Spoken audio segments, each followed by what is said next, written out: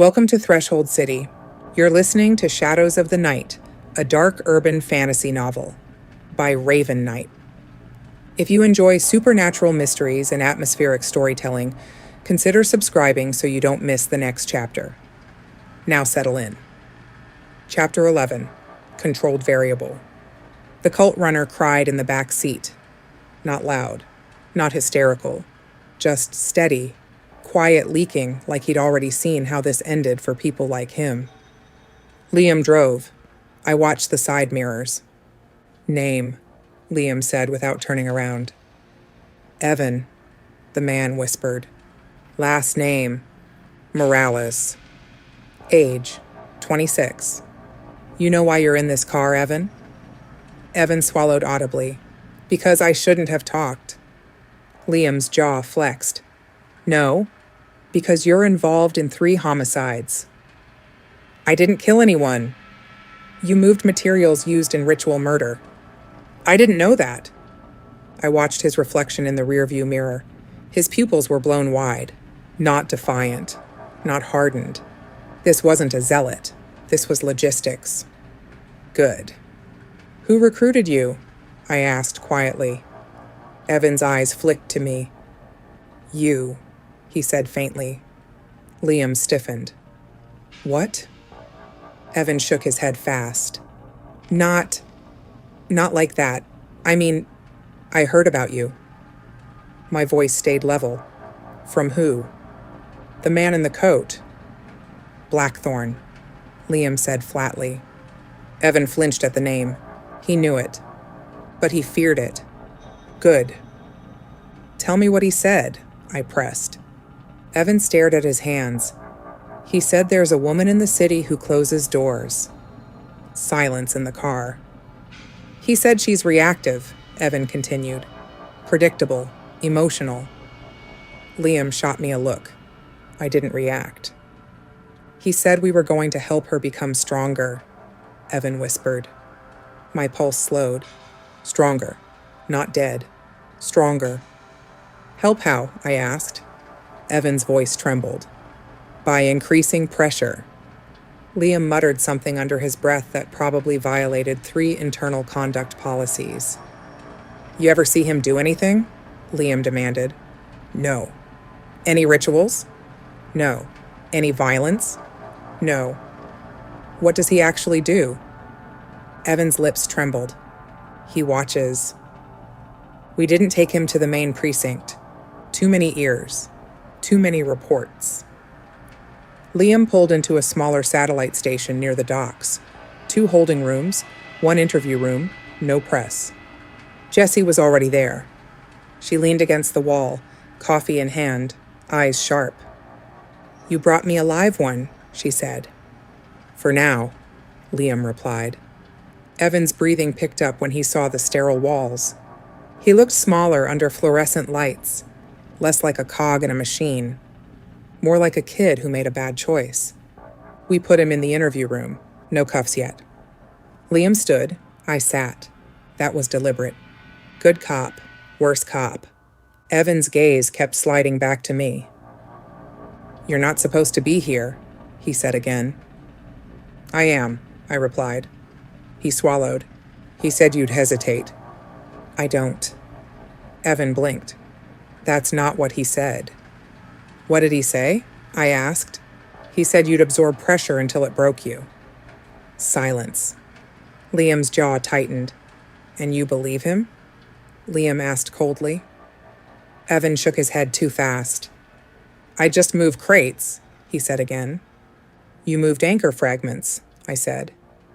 I didn't know what they were. You knew they weren't tile. He hesitated. That hesitation told me more than a confession.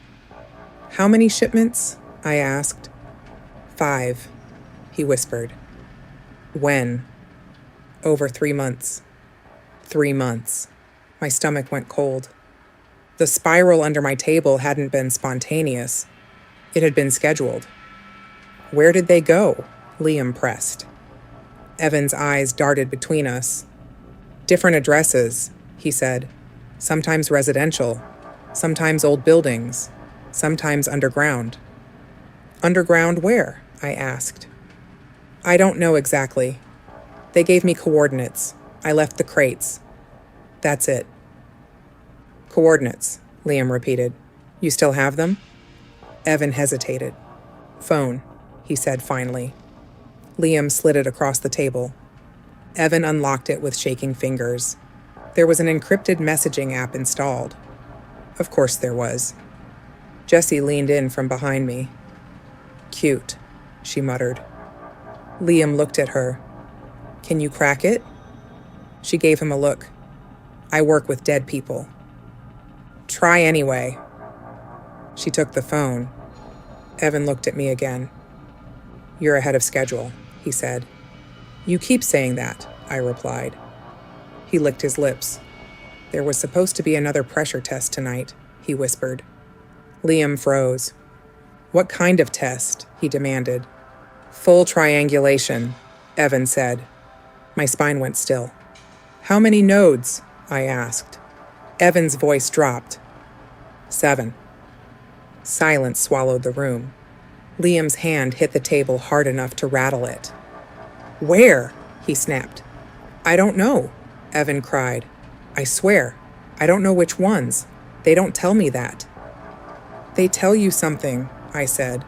Evan shook his head violently. They just tell me when to move product. When was the last shipment? I asked.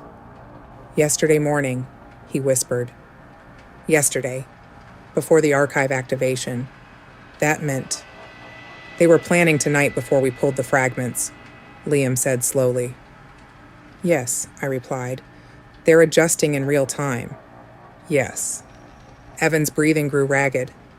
He said if you adapted faster than projected, we'd accelerate. My eyes locked on his. Accelerate what? He looked like he didn't want to answer. Schedule, he whispered. Liam leaned forward. Schedule for what? Evan's voice cracked. For convergence. The word hit different. Not breach, not activation. Convergence, not something opening. Something meeting. My pulse steadied. Convergence of what? I asked softly. Evan's eyes filled with panic. I don't know, he insisted. I don't know. He doesn't tell us end state. He, Liam repeated. The man in the coat, Evan whispered. Blackthorn, always observing, never touching. Describe him again, I said. Evan closed his eyes. He stands still, he said. Even when everyone else is moving. He doesn't blink much. He smiles like he already knows what you're going to say. My skin went cold. Does he ever get angry? Liam asked. Evan hesitated. No, he said. That was worse. Liam stood abruptly and stepped out of the room. Through the glass, I saw him pulling his phone out, already barking orders. Lock down city infrastructure. Scan for unusual power fluctuations. Pull traffic cameras. Too late for prevention, but not too late for mitigation. Jessie leaned closer to me. 7 nodes, she murmured. Yes. You can hold that? I don't know. She studied my left hand resting on the table. You don't look like you can. Thank you for the vote of confidence. That wasn't commentary, she said evenly. That was medical observation. Fair. Evan watched us like we were deciding whether to shoot him. You're not going to kill me, he whispered. No, I said. Why not? Because you're not important enough. He flinched. Good. Liam came back in. They're scanning grid anomalies, he said. Nothing yet. They won't trigger until alignment, I replied. When is that? I looked at Evan. When was convergence scheduled? I asked. Evan's lips trembled. Midnight, he whispered. I checked the wall clock. 6:42 p.m., 5 hours. Liam's jaw clenched. Locations, he demanded. I don't know, Evan shouted again. I stood slowly. The room felt smaller, the air heavier. They're not going to use obvious sights, I said. They'll use structural points. Meaning, Liam pressed. Old foundations, utility hubs, transit intersections. And your apartment, Jessie said quietly. I didn't look at her. Yes, my apartment. They'd already placed the node. Which meant I was one of the 7. Evan watched realization move across my face. He said, Evan whispered, voice barely audible, you'd try to distribute the load. I froze. What? He said you wouldn't pulse this time, Evan said. You'd anchor. Silence. They weren't just measuring my strength. They were predicting my tactics. Liam stared at me. Can they do that? He asked. Yes, I said. Then what do we do? I looked at the clock again. 5 hours, 7 nodes, midnight convergence, and a man who watched like a scientist waiting for results. We break symmetry, I said. How? We remove one node. Which one? I met his eyes. Mine. Jessie inhaled sharply. Liam stared at me. You're not destroying your apartment. I'm not destroying it, I said calmly. I'm severing it. With what? I flexed my numb fingers slowly. With a pulse. Silence. Evie, Liam said carefully. Last time you pulsed, you nearly collapsed. Yes. And this time, it's part of a 7-point system. Yes. And you think that's a good idea? No, I said, but it's necessary. The clock ticked louder than it should have.